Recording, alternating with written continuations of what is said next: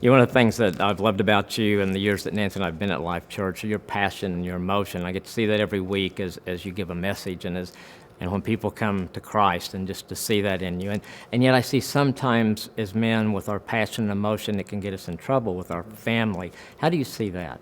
Well, I think a lot of times we don't like to think of ourselves as emotional.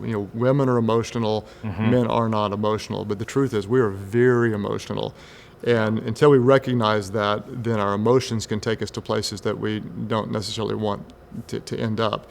And we see it all the time that sometimes we might dislike something about ourselves and we express emotion in a negative way. It can be tremendously hurtful to a family. And so we need to learn not to be driven by emotions, but to be led by the Spirit.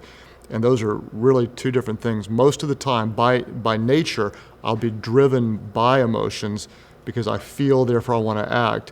And I need to learn instead to say, I'm not going to react, but I'm going to respond and let the Spirit lead me and act in ways that are pleasing to God instead of things that make my flesh nature feel good.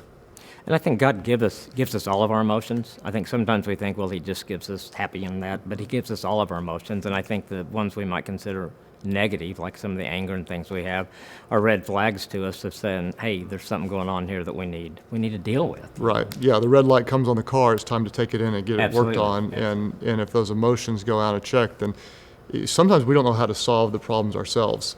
Right. And I always tell people, like if you've been overly emotional for a long time, you really need someone else to help you, because if you could have fixed it yourself, you would have done it a long time ago.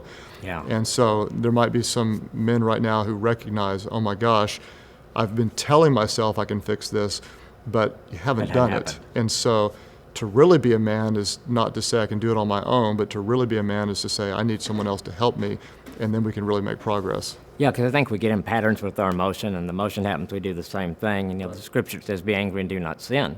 So God's not saying, don't be angry. Right. He's saying, how do you handle your anger? That's exactly right. Yeah, you will be angry. And Yeah. it's just, how do you handle that? What do you do? It makes all the difference. In a way that honors him and certainly doesn't do anything negative toward our spouse and toward our kids. Right. Yeah.